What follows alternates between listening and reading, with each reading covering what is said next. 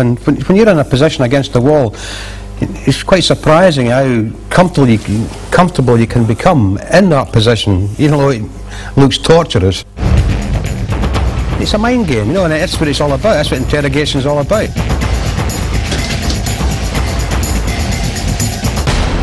The best part is getting taken for interrogation.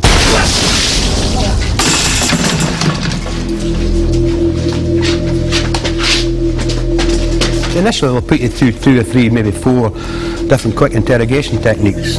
Name. Rank. Look up, Edward. Edward, look up. You know that it's going to end.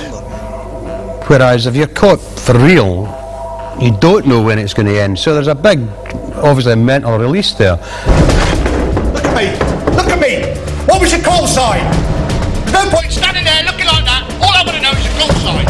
You know, right, within the next 24, 36 hours, you're out of there and you're finished. So you've got that in the back of your head all the time. You've also got in the back of their head, they kind of take you outside and put a bullet in your head, because you know that as well, whereas in the real situation, you don't know that. So mentally, they can't do these things, obviously, to you, but what they're trying to do is prepare you mentally so that you can withstand interrogation without obviously going to the extremes which can occur, which are obviously impossible for them to do that. The interrogation phase is the last major hurdle candidates must overcome if they are to pass selection. You need to demonstrate that you can handle the intense psychological pressure. You've got the whole thing like when you're doing all the interrogation, but you always keep mentioning be the grey man, you know, I mean, not draw attention to yourself and all this. I mean, when you've been stuck against a wall for 6 or 7 hours and you get these kids sort of question you, you know, you've got to try not to bite. Interrogation is designed to explore the inner man. It's no good being physically as hard as nails if your mental and emotional strengths are weak. Showing any emotion at this stage will mean total failure. Just because you won't answer one stupid little question! I mean, you might just walk over and punch them in the throat, but you can't, you know. Then you get others, you want to laugh at them because they're pathetic. But you just got to keep the deadpan face and just go through it. You know yourself, you go, oh, on another day to go, you know. You think, oh, badge, magic, you know, one of the boys. Once they've completed this phase successfully, candidates are ready to become part of the regiment. The SAS call this getting badged. When you get badged, it actually is a bit of an anticlimax, you know, and being a guardsman myself, I was expecting a big parade and marching bands and all the rest of it, you know, and, but it wasn't quite like that. I just go in and see the RSM, get taken up there, and we said, okay, well done. The threws were buried across the desk and changed them over, took your guards berry off, but the SAS berry on. Out the door, that was it. I don't think he even shook our hands. Once badged, the existing rank from your parent unit can't be transferred to the regiment. Instead, you become a trooper in the SAS. There are 4 operational squadrons in the SAS: A, B, D, and G. Each has 4 troops, with up to 12 men. Each troop specializes in an insertion skill. Air troop are experts in parachuting. Boat troop are experts in all sorts of amphibious work on the surface or below water. Mountain troop are winter warfare specialists, experts in rock climbing, skiing, and tabbing over rough terrain. And mobility troop are transport professionals when it comes to vehicles, motorbikes, and heavy weapons.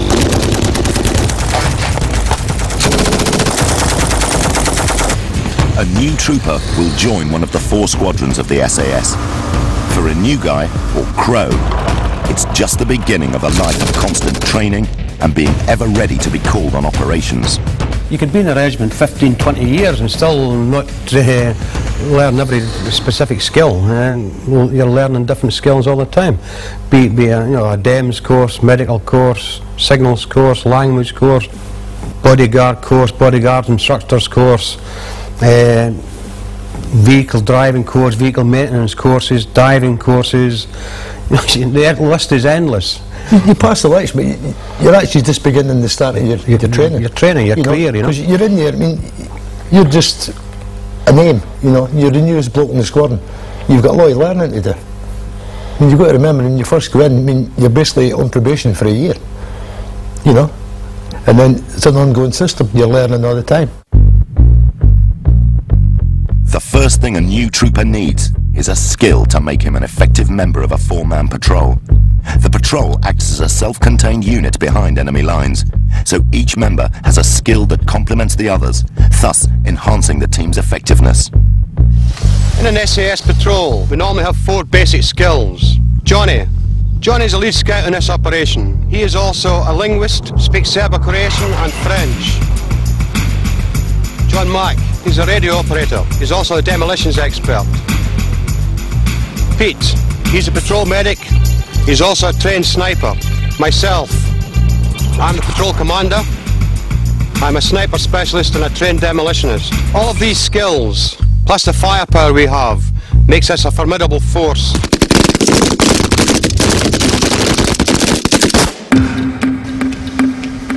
The patrol medic's specialist skills are vital when a member of the unit gets injured. Mac has stepped on a blast mine that has shredded his leg.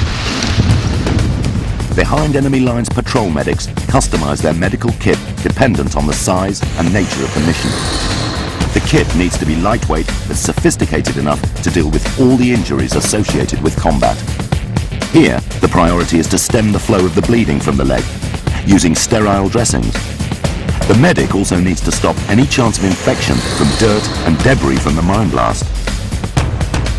The next priority is to get an intravenous drip into a vein before it collapses.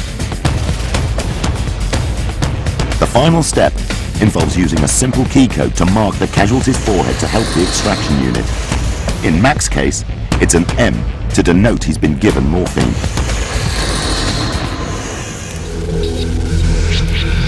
One of the first skills a new recruit learns is signalling.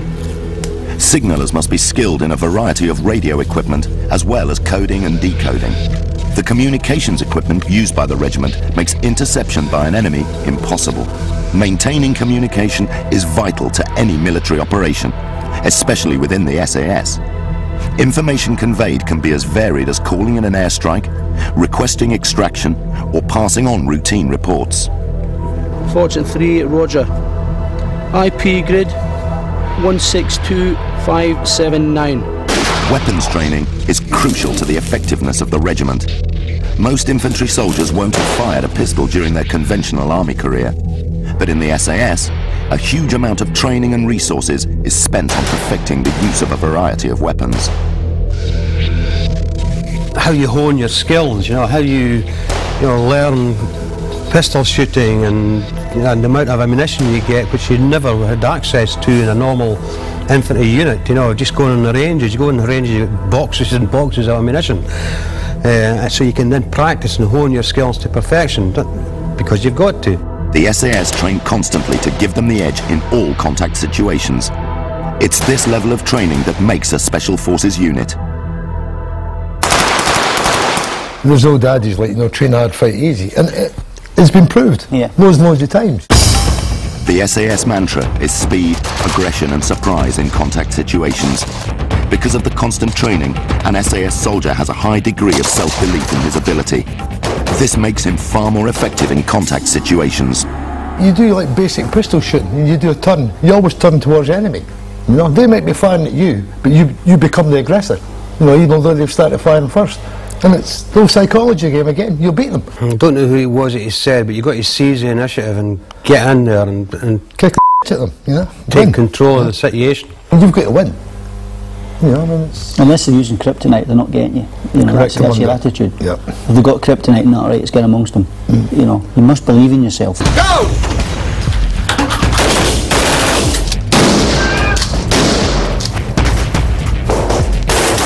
When the regiment ended the Iranian embassy siege in dramatic fashion, their motto, "Who dares wins," was catapulted into the consciousness of the public.